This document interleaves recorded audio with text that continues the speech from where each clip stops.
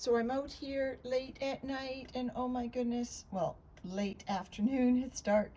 Gilligan's creeping up too high, so I've got to dig a trench. I've got some ice cubes to put in. Got to slow this composting down. Gilligan's worms are just fine. I hope they don't mind the ice cubes coming into their territory, but I do feel it's, it's getting dark.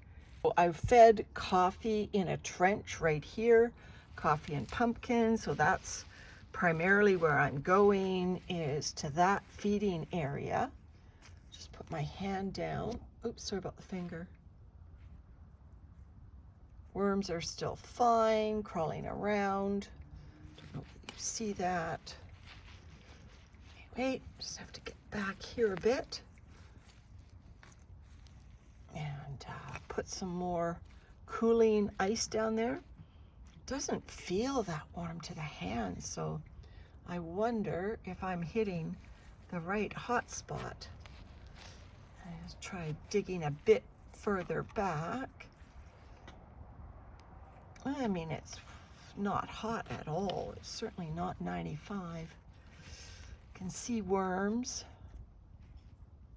Okay, I'm gonna pour ice in that. There. This will, at the minimum, give worms some central cool spots. I did put coffee on the outskirts here. No, it is not hot. So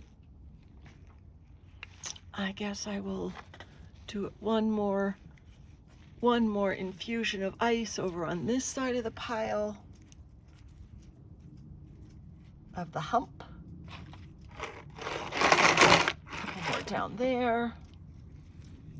Sorry, wormies. I know you probably don't want ice, but for your good in the long run. Oops, sorry about the finger. I'm looking more at what I'm doing than the lens. All right, and the worms all through these egg cartons. Again, I'm not worried about the adult worms and where they go. I'm more worried about the babies that can't get out. So there, that's all the ice I brought out.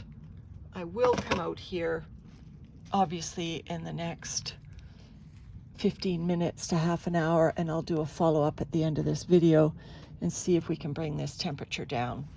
So Gilligan has a fever. There, too high. All right, well, it's almost 2 hours later, and you can see that the temperature has nudged down a little bit.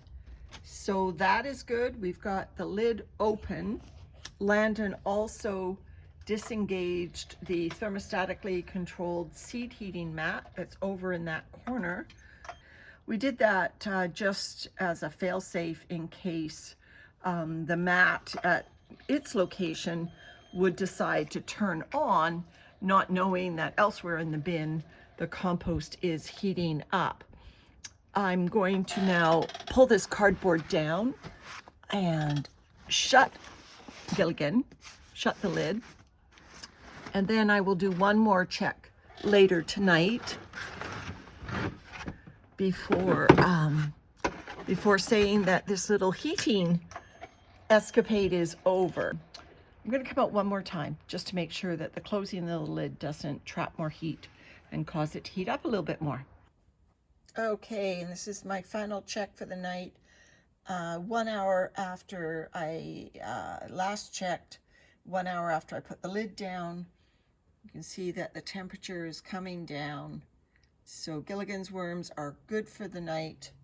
I did put ice cubes in there, but I'm hoping that was the end of the spike in the compost cycle. Of course, we'll check it first thing in the morning. So if you do want to do composting to keep your worms warm in the winter, make sure it's somewhere you can check.